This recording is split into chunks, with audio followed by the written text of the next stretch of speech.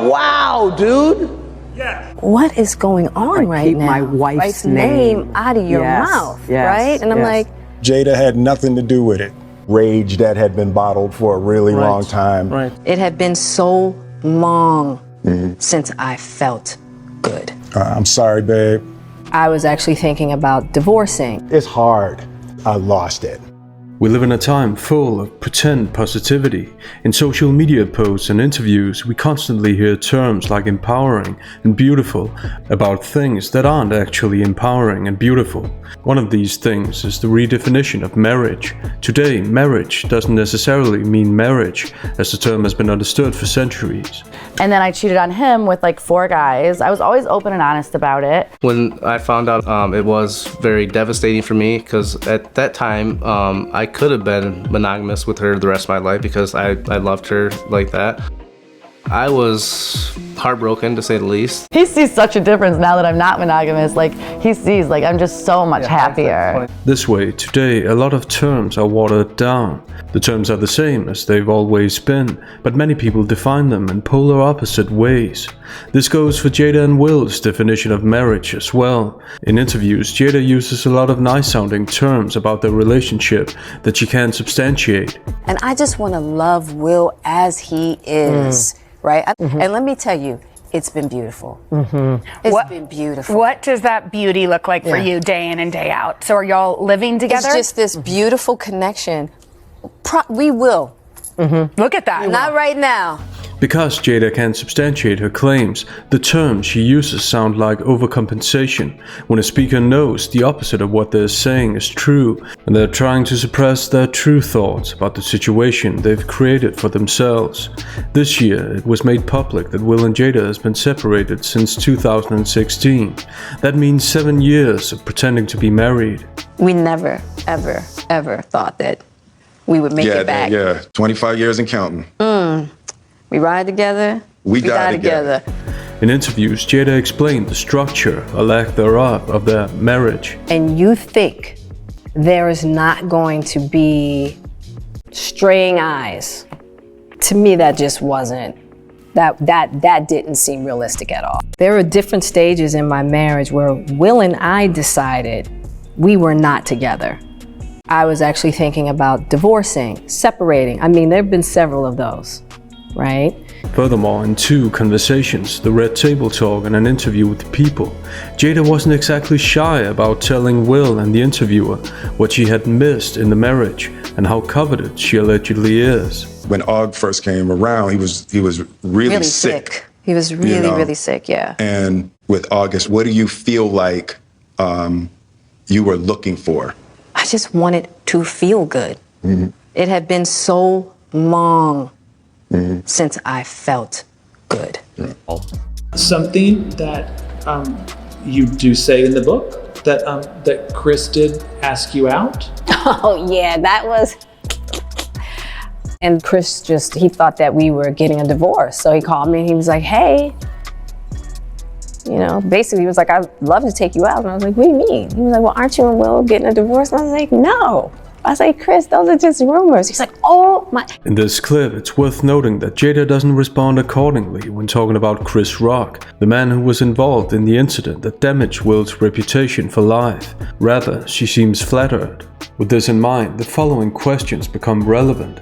Why did Will really react the way he did? How does he talk about the incident at the Oscars?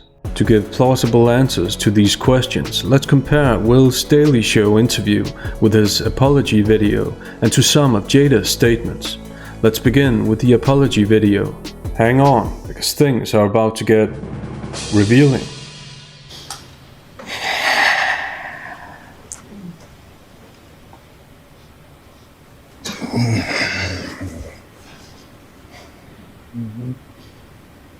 Here, Will does what many YouTubers do as well. We see them get comfortable so as to imitate a conversation with a viewer. I've been trying to teach this technique to my employee. Okay, take a deep breath in. Yes, sir. So, take a deep breath in.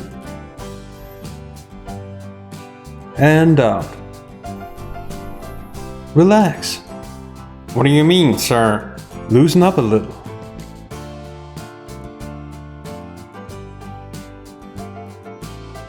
Okay, whatever. So, the first thing you do is you put your hands together like this. Don't look at me, look at the camera. Excuse me, sir, but what does this mean? It's a welcoming gesture. People love that. Now smile. Why are we smiling, sir? You're smiling because this company is all about positivity. You want to reflect the company now, don't you? Yes, sir. You want to keep your job, don't you? Yes, sir. Then smile. Now, hold that smile and say welcome. Welcome. Come on, say it with some enthusiasm.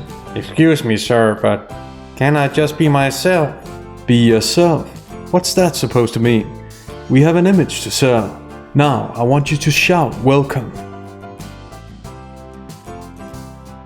It's these precious moments that make workday fun day for everyone. Aside from imitating closeness, this technique gives the impression that Will is now ready to give real answers. But what are the answers he actually gives? On the one hand, he apologizes to Chris. Chris, I apologize to you. My behavior was unacceptable, and I'm here whenever you're ready to talk. And on the other hand, the apology doesn't seem entirely unreserved, as he points to circumstances he doesn't tell us. I spent the last 3 months replaying and understanding the nuances and the complexities of what happened in that moment. And I'm not going to try to unpack all of that right now. All of this is an appeal to the viewer to stop judging him based solely on what they saw. Public apologies aren't only about giving apologies. They're about coming across as sympathetic as possible. Self-protective language is one of the ways to be perceived as sympathetic. So when Will says there are nuances and complexities, it's also an instruction to the viewer to consider these, even though on a surface level, the moment, as he euphemizes it, didn't seem to have a lot of nuances and complexities. However, the key word here is surface level, because knowing what we know now about their beautiful marriage, there's more than meets the eye. I'll get back to that. What does this linguistic self-protection consist of? First of all, he says he's not going to unpack all of that, suggesting that there are things to unpack.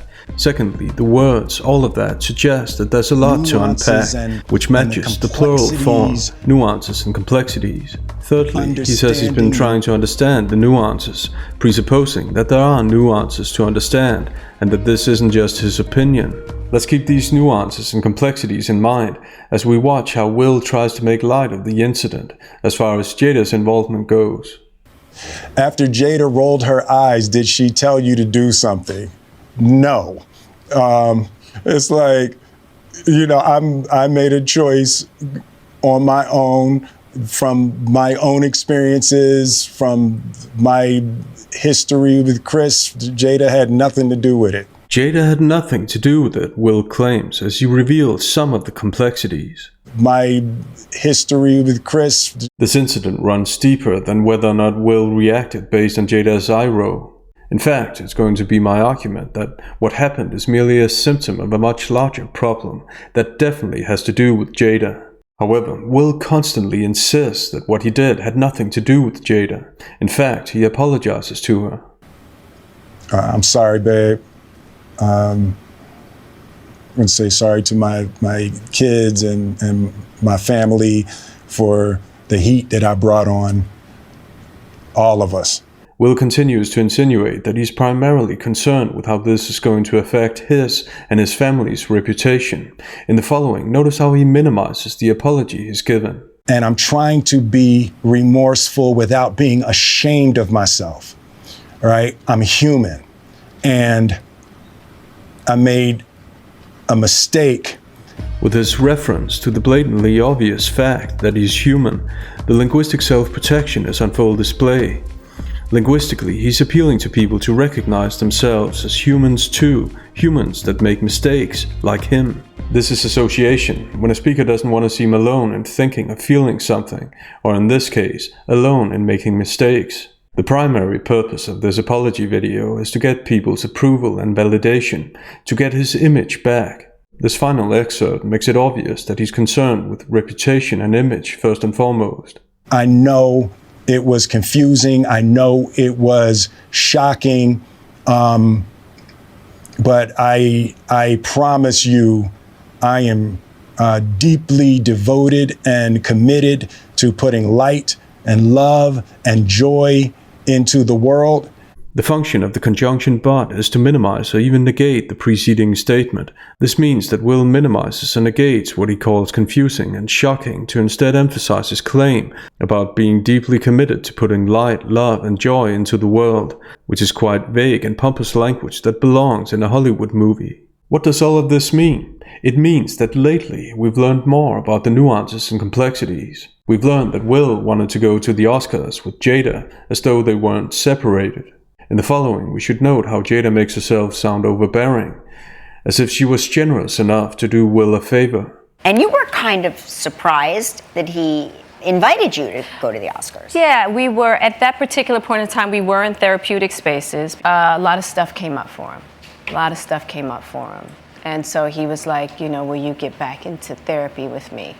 And I said, absolutely. And he was like, you know what, there's nobody I would rather share this moment with. Will you share this moment with me? So I said, yeah. But it wasn't a guarantee, I didn't. Yeah. Right. It wasn't a guarantee, but I was happy because I was like, of course I want to share that moment with you. Let's keep this in mind as we watch a revealing clip from one of Jada's many interviews with Hoda. What is going on? Now, first of all, I'm really shocked because, mind you, I'm not there. We haven't called each other husband and wife in a long time.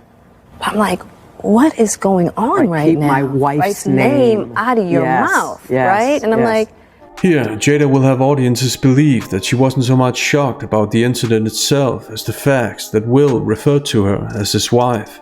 This way, she distances herself even further from not only Will's actions, but also Will as a person. All of this tells us one important thing, that there were, and most likely still are, major differences between what Will and Jada wanted. Will wanted a marriage, and Jada wanted to keep her options open. Or she wanted her space, as she calls it. And you both are on that page. yeah, and but right now I really do enjoy my space. Yeah. I've been living alone. I am my mother's only child. Yeah. But the relationship is still beautiful, of course. We must never doubt that. And it doesn't sound overcompensating at all. Mm-hmm. And let me tell you, it's been beautiful. Mm-hmm. It's been beautiful. Why is all of this important? It's important because it gives us plausible answers to what really caused Will's reaction. In the interview we're about to see, Will's talking about rage that had bottled up inside him. This word choice and other words he uses suggest that his reaction was caused by something deeper than just his history with Chris. We'll learn that to Will it's absolutely crucial to be perceived as funny, easygoing and family-oriented. Image is bread and butter to Will. In that regard, Jada is crucial to his self-understanding. In the following, his behavior more than indicates that he's trying to live up to people's expectations.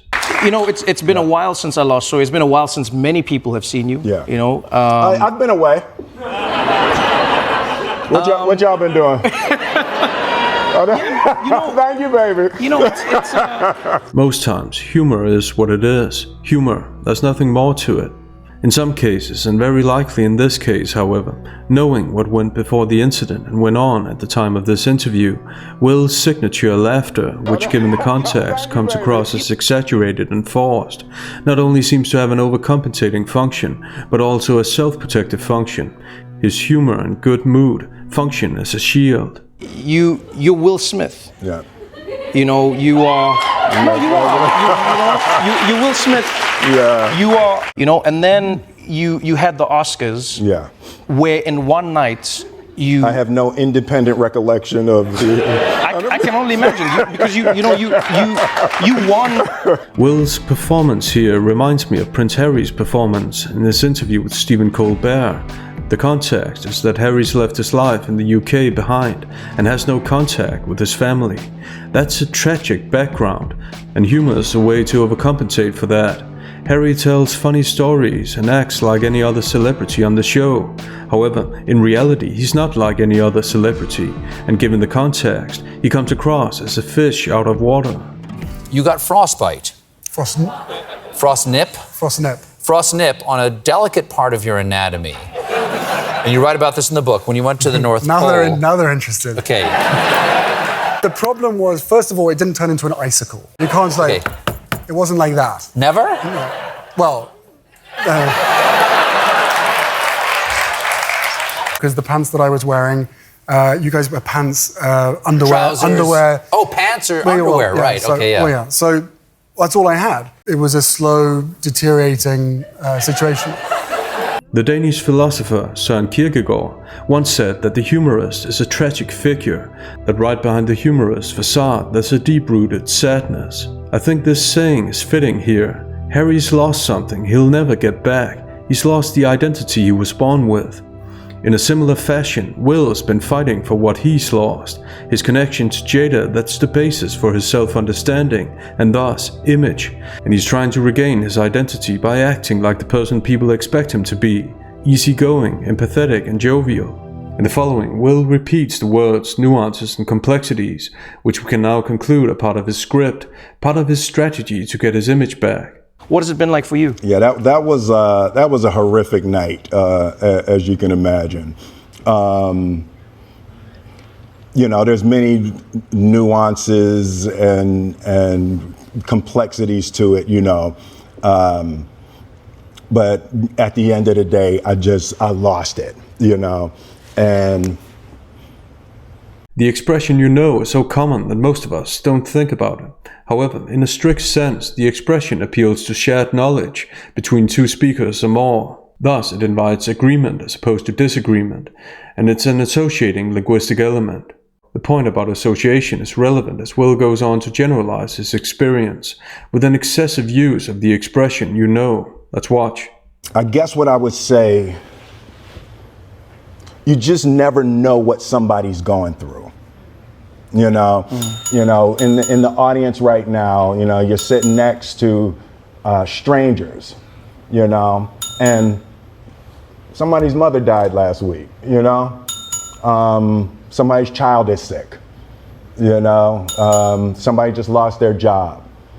Somebody just found out their spouse cheated. There's all these things, and there's strangers, and you just don't know what's going on with people, With the impersonal pronoun "you" and the distancing "people," Will appeals to people to forget his actions for a moment and focus on the things that all people struggle with, allegedly. Linguistically, this is an attempt to, if not excuse his actions, then consider the facts that there were other, deeper things going on. So, all in all, this is a pathos appeal disguised as advice to the audience.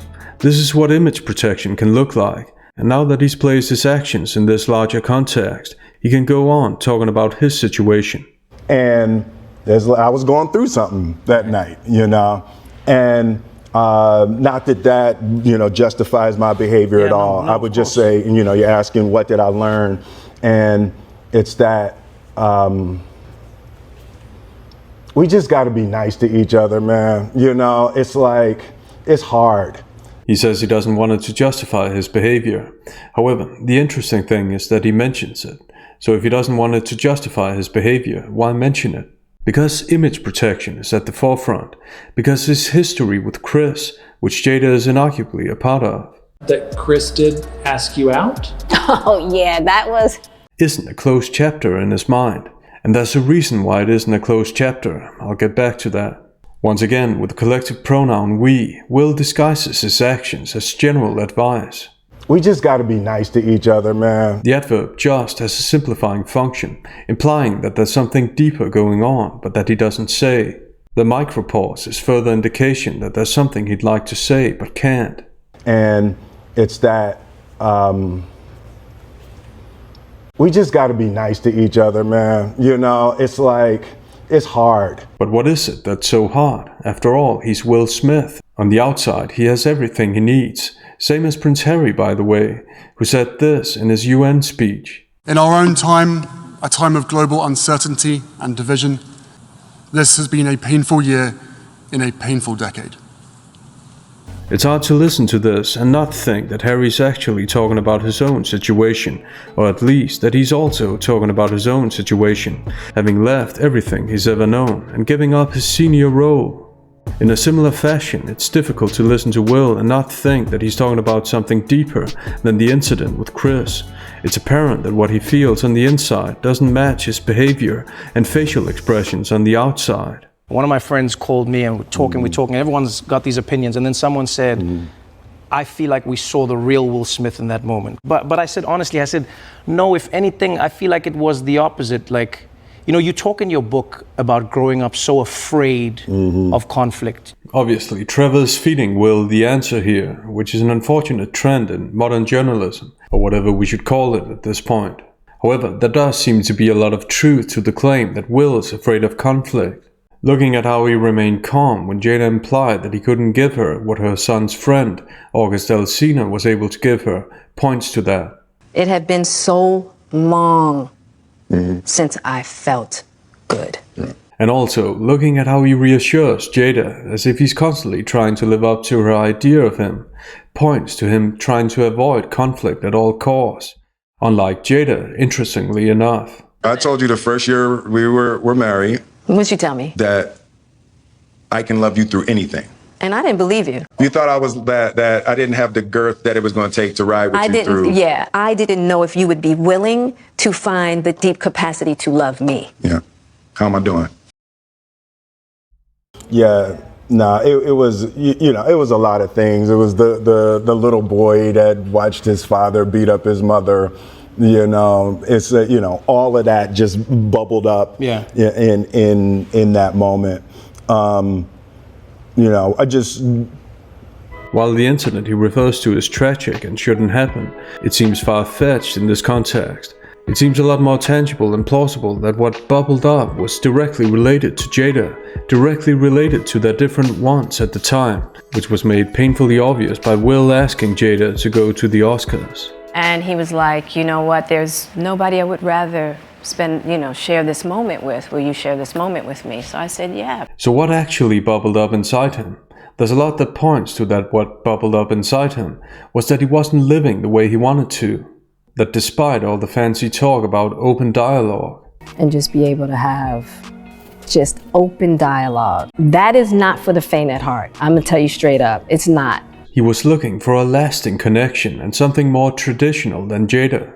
That would explain why he doesn't appear to make wholehearted apologies, because what went down actually has very little to do with Chris and much more to do with his frustration that Jada didn't want or doesn't want the same as him. Thus, looking at things in context, it appears to be a case of misdirected anger, a bottled-up anger that was already visible in the Red Table talk. Because I wasn't sure I was ever going to speak to you again. I know. Yeah, like, it ain't for the weak at heart. There's a real power in the just knowing somebody's riding with you no matter what. Yeah.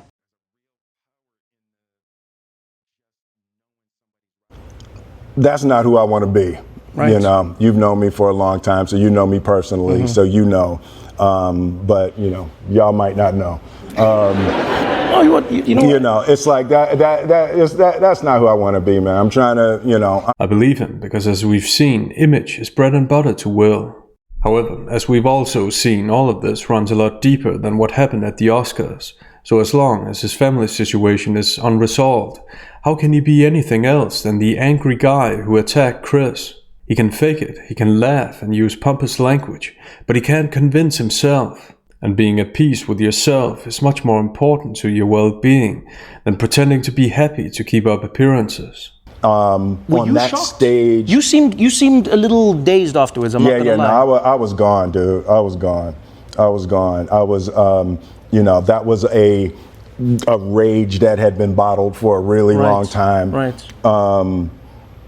And there we have it, rage bottled up for a really long time. This means we can exclude Chris's joke as Will's motivation. Jada, I love you. G.I. Jane 2, can't wait to see it. All right? Once again, Will's own statements point to the idea that what's actually bothering him, what's actually causing his rage, is that reality doesn't match his fantasy of what he wants his life to be, what his connection to Jada should be, and what he wants people to think about his family and him as a father. The open dialogue. Just open dialogue. Doesn't seem to be the best idea for Will. In fact, it seems to be one of the main contributors to the rage that he, by his own admission, bottles up inside, which is very damaging to a person.